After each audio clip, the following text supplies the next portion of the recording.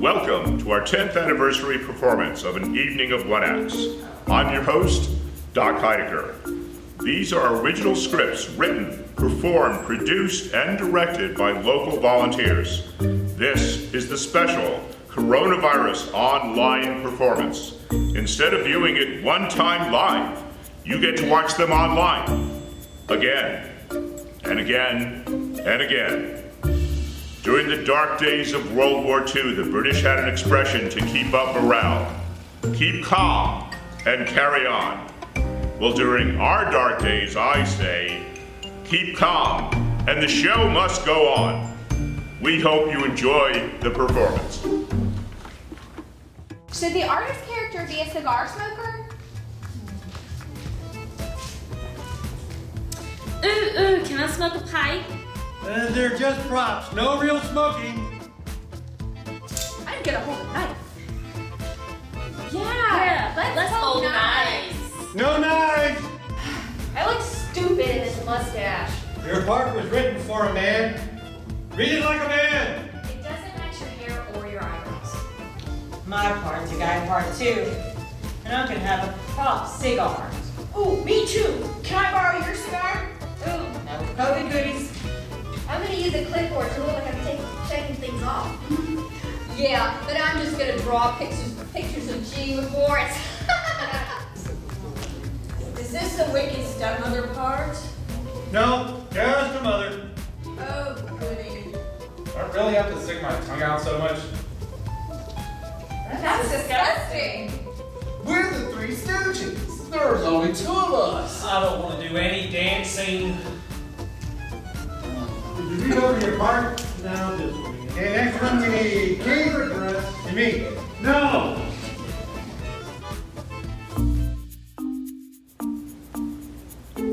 Don't you just love an exciting spy thriller?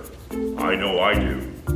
Of course, the first thing you need for a spy thriller is a dashing international spy and playboy. We got that, and I gotta tell you, he is particularly handsome. Then, of course, we have to have a notorious criminal mastermind. We got one who's especially evil. And finally, we need henchmen. Lots of henchmen. You want them? We got them. Here is Live and Let Spy.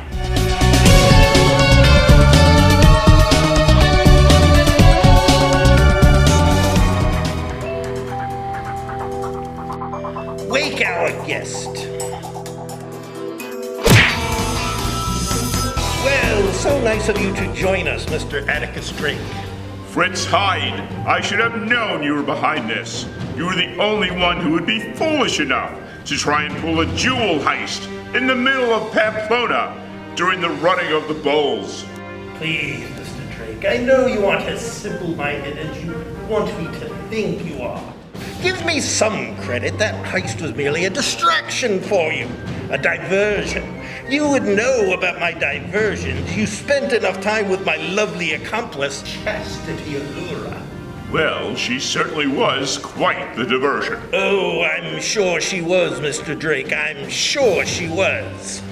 Pity that I had to give up the distraction to follow you through the Swiss Alps. That's how I landed here, at your little hide out. Very good, Mr. Drake, very good. Now you are a little closer to figuring it all out, but still not close enough. Well then, Hyde, why don't you tell me what it is you're up to? The quicker you tell me what you're doing, the quicker I can stop it. Oh, I don't think you'll be able to stop me this time, Mr. Drake. No one would be able to put a stop to this.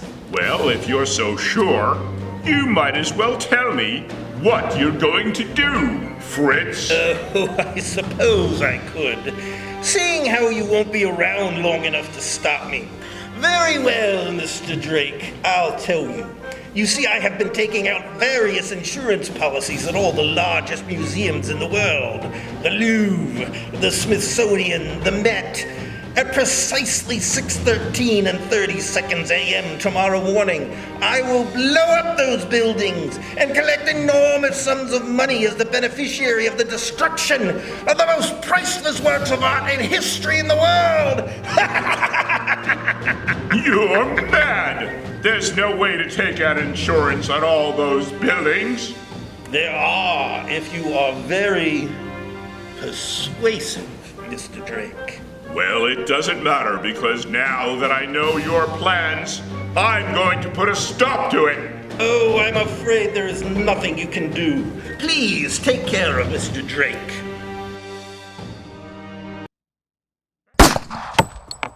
What are you doing?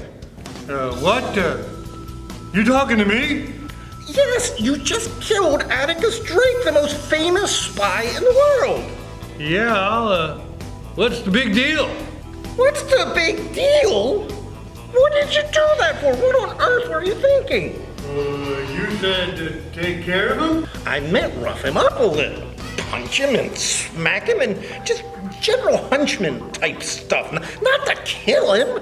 Oh, well, I'm sorry, boss, but generally speaking, when someone says take care of him, this is what they mean. Are you kidding me? You hear take care of him and you shoot him in the head? Yeah, I mean, that's how it's been in all my other in jobs. I don't get what the big deal is. I think you're overacting here. Like, am I crazy here or what? How do you still not get what the big deal is? We could have ransomed him. We could have used him as a bargaining tool. There are any number of uses for a world-famous spy. Boss, I think you're kind of dreaming big there. This guy has escaped from 40 other supervillains over the years. I personally worked at 6 places that he either blew up, sunk into the ocean, made a volcano erupt, or some other technique that made the lair useless. I tore a muscle in my back 3 bosses ago.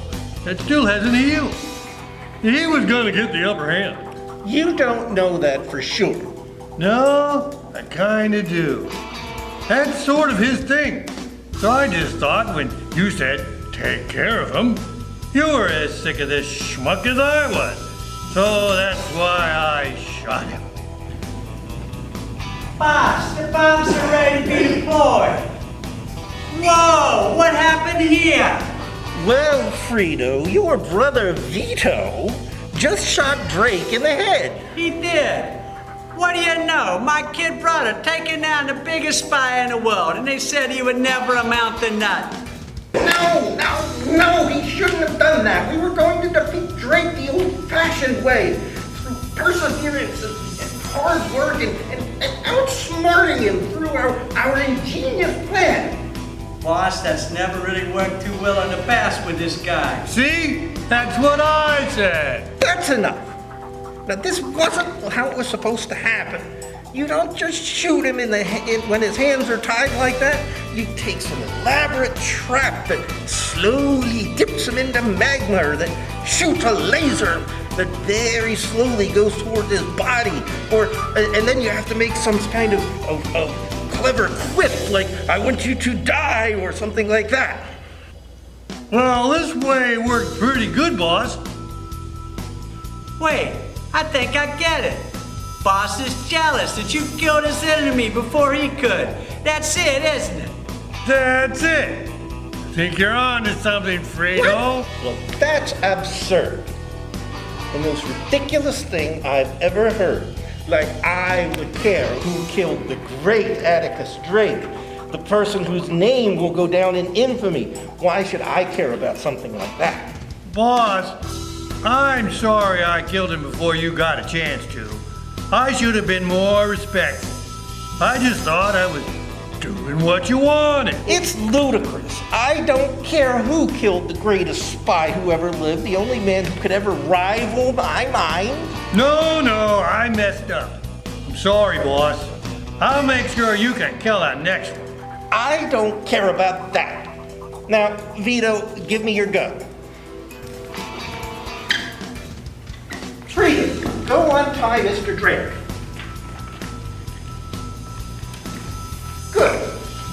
I just have to take care of something. Boss, is everything okay? I heard gunshots. What happened in here? Drake escaped and killed Frito and Vito, and I got the gun away from him, and then I killed Drake. Oh, well, congratulations on killing your arch enemy. So you mean you won't get to kill him using your very slowly moving laser then? No, I suppose not. But well, Carmine, let's go blow up some priceless art, shall we?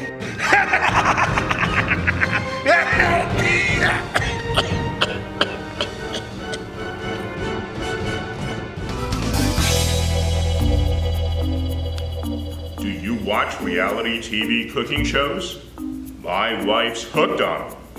Chefs making exquisite dishes that I've never heard of, using ingredients I did not know existed. And everybody enjoys eating everything. In what planet does that happen? How about a show for regular cooks and normal eaters? We have that for you. Here for your culinary pleasure is Dressing on the Side. Hello, ladies and gentlemen, and welcome back to Food Network's latest competition show, Picked. The only cooking competition show catered to picky eaters. I'm your host, Greg Snack Attack. Jeez. And when we went to commercial, our chefs were hard at work on their final dish of the competition. 5 seconds left, chefs.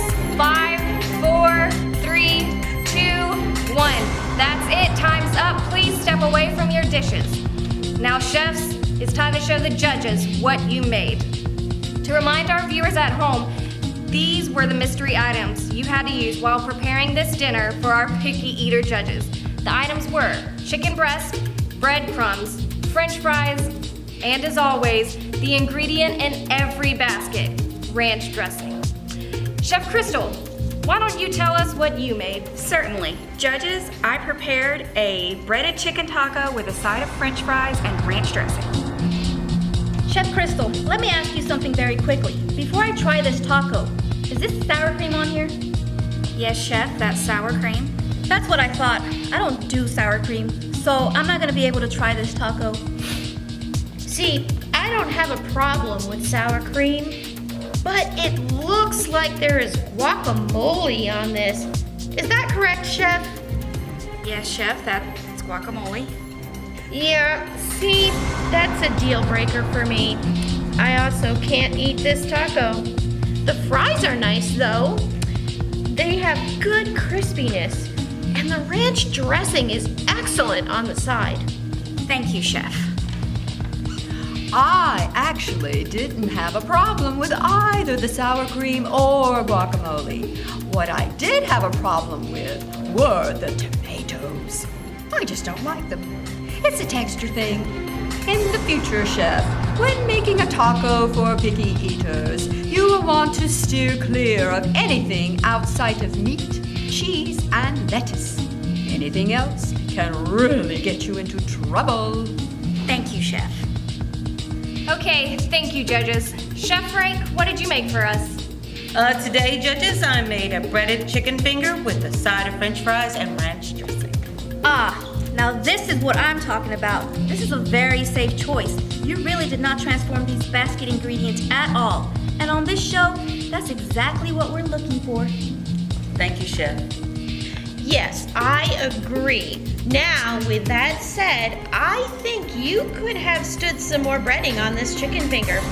Just really bread it to the point where I'm mostly tasting breading, because that's what really gives a chicken finger the best flavor, is when it's fried. So much fried breading, you can barely taste the chicken. I agree, Chef Bobby.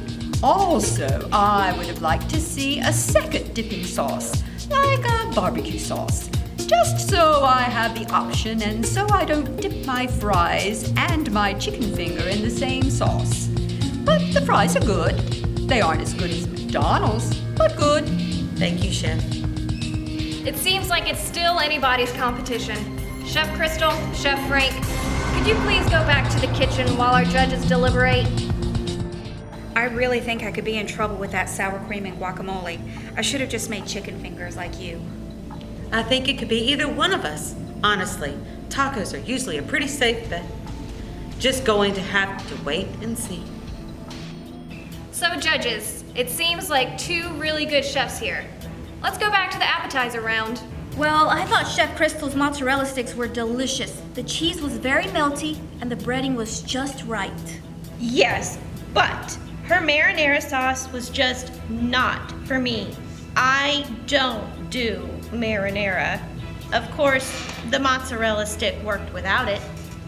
And I thought that the ranch on the side was just a nice touch. So, what about Chef Frank's appetizer? Well, Chef Frank took a risk in the appetizer round by making queso dip, which made me nervous, but it turned out pretty good. Yes, when I saw him pull those tortilla chips out, I got very nervous that he would be making a spinach and artichoke dip, which would have been essentially an instant disqualification. Yes, but he vastly underutilized the ranch dressing, which is a main basket ingredient. That is true. Let's move on to the sandwich round. In the sandwich round, Chef Frank made a delicious grilled cheese. The bread was toasted correctly. The cheese was melted nicely. Yes, but he used Swiss cheese. And I can't eat a grilled cheese with anything other than American.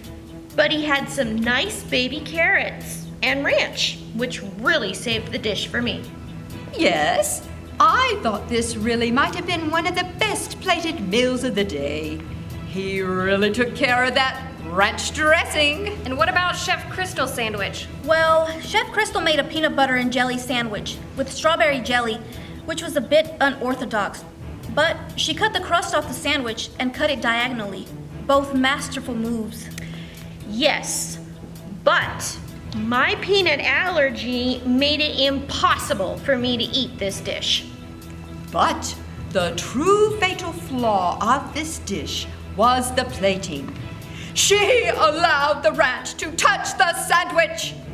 That is an unforgivable sin. The food cannot touch on the plate. So, judges, do you have enough to pick our winner? Yes, Greg, we do. Excellent. Chefs, can you please join us back at the kids' table? Chef Frank, Chef Crystal, both of you worked so very hard to be here today, but only one of you can be picked as the winner. So, whose dish will be picked? I'm so nervous. I'm hoping that my chicken finger will be good enough to take the whole thing. I think I did really well today, and I know my skills are good enough to win this. So, whose dish did the judges pick? We picked Chef Frank! Chef Crystal, we thought you had some good flavors, but allowing the ranch to touch the PB&J and putting the sour cream and guacamole on the taco was just too much. So we couldn't pick you. Thank you, judges, for the opportunity to be here today. I'm going to keep cooking. So, Chef Frank, you have one picked, and we'll be walking home with a $25 gift card to Chili's, America's most middle-class fancy restaurant. Thank you so much. This is a dream come true. I'm speechless. You earned it. Well, folks, that's all the time we have here today. I'm Greg Snack Attack. Join us next time on Picked.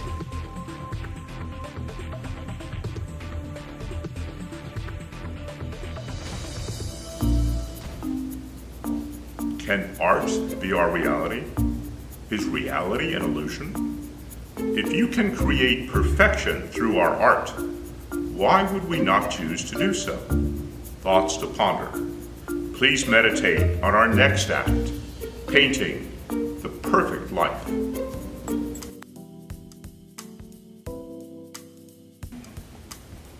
Just imagine that you could paint any scenario and it would automatically become a reality. If your mom tells you to clean your room, You just whip out a canvas, paint a clean room, and presto, your room is suddenly clean. Or what about that annoying litter box chore? It would be much more pleasant to paint a fresh litter box than to actually scoop out that poop.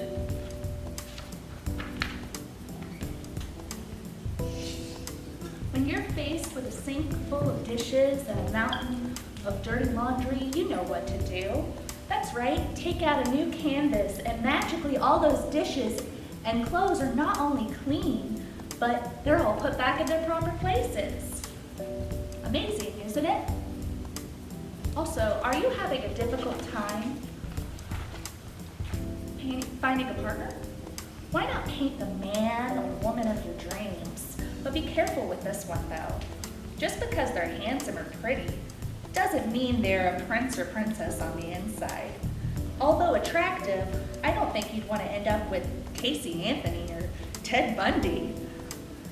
It isn't as easy to paint someone out of your life as it is to paint them into it. So be careful when attempting to paint a living creature in your life. One of my favorite paintings is the Thanksgiving painting. Instead of doing all the shopping, menu planning, and cooking, simply paint the perfect Thanksgiving feast. And voila! It's not only already cooked for you, but it's actually on the table, which is already set for you.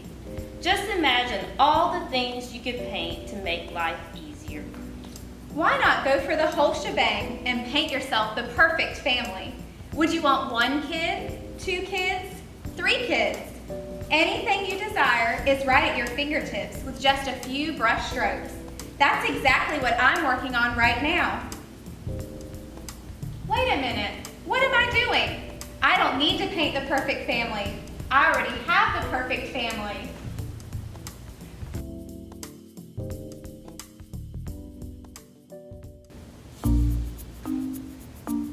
Do you like fairy tales? I love them. Snow White, Bambi, Pinocchio, Beauty and the Beast, I love them all. What is really neat is when you combine a fairy tale with a more timely story. How about Saturday Night Fever meets Cinderella? Here is FFF.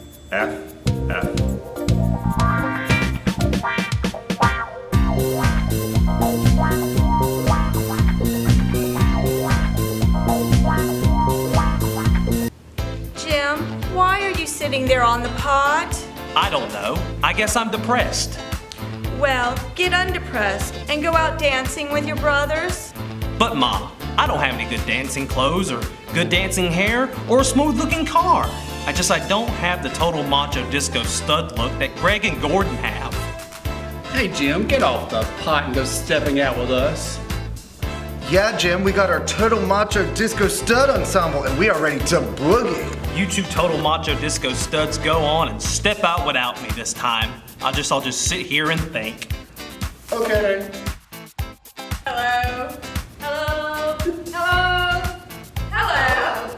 Take me to the disco, Jim. No, take me to the disco, Jim. Oh, please, Jim, take me to the disco. I'm not going to the disco. I don't have any disco clothes, disco hair, or a smooth car. I'm just not ready to be a total macho disco stud type.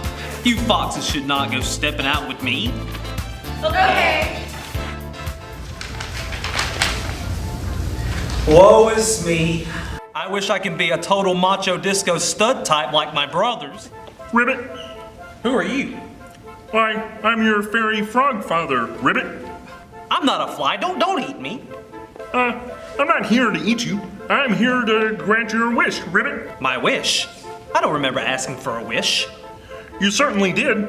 You wished you could be a total macho disco stud type like your brothers. Well, Ribbit, I'm here to make your wish come true. Why are you a frog? Once upon a time, I was a prince. Then came along this wicked witch. Now at the time, I didn't realize she was wicked or a witch. So I gave her the old wolf whistle and gave her a little tap on the behind. Ribbit, Ribbit. Well, it turns out that behavior is offensive, Ribbit. Witches don't play, Ribbit. I'll remember that. So, you want to be a total macho disco stud type and go stepping out with the foxes? Sure, but how can I? I'm so dull. No, you just look dull, Ribbit. I can fix you with some fancy wrapping. You know, so people can judge you by your appearance. It's the total macho disco stud way, Ribbit. Groovy, undole me. First, I'll fix that hair. Ribbit. Oh, now we gotta do something about that dull shirt. Ribbit. Far out and groovy. Now, if I only had a head and set of wheels for transportation, I'd be a total macho disco stud type. Let's see. What can I use to get you on the town? Stand back and let me work my magic. Ribbity. Solid. This is the grooviest set of wheels I've ever seen. I'm truly ready to be a total macho disco stud type. But I can't dance. Can you help me out, Fairy Fogfather? Ribbit. I don't think we have enough time to get your groove on.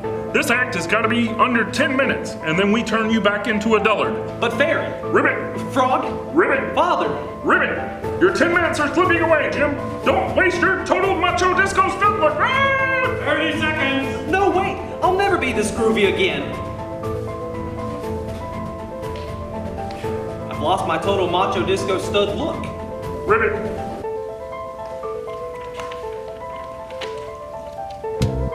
Lights out.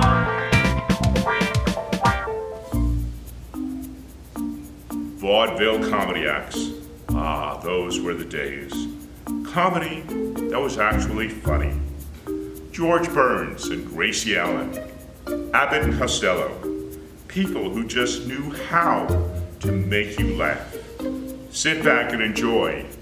Get off the hook.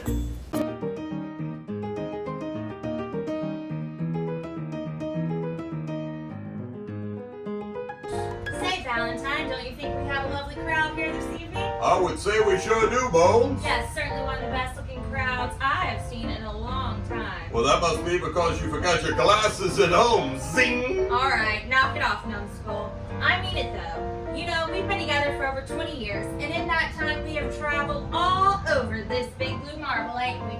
Yes, indeedy. Why, you know, we've even been to Europe. We have? Sure, don't you remember? No, I was asleep the whole time. Pow! Well, I sure remember. Sure is different over there, you know. Why, in England, they don't drive on the same side of the road as we do. You don't say. Sure, they drive on the left. Right. No, they drive on the left. Right. No, they drive on the left. Right. Aren't you listening to me? They drive on the left. Right. That's what I said. No, you said right. Wrong. Now, don't play no games with me, Valentine. I'm not. You're talking about how they drive in England. And they drive on the left. Right. Wrong. Wrong. Right. Right. Wrong. Wrong. Left. Right. Is it me, or are we just going around in circles? Don't ask me. I've been trying to follow your directions this whole time. Fine. Let's try this again. From the beginning. Right. No, don't you start that again. Start what again? You know. I never did. I was talking about us being in Europe. I remember. And how things was different in England. So far, so good. And how one of those differences is they drive on the left. Right. They drive on the left. Right, left. That's what I said. No, you said right. Wrong. Wrong. Right. Wrong. Right. Left. Right. Okay, I'm about sick of this whole runaround. They drive on the left, and that's all there is to it. That's right. Are you being a wise guy? Well, that'd be a first. No. Who's on first? Third base!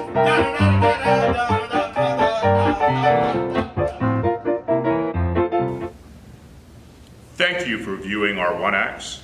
As always, none of this would have been possible without the guidance, hard work, and dedication of Gene McClendon. No actors were killed during this performance, except me. Stay safe. Brighter days are around the bend.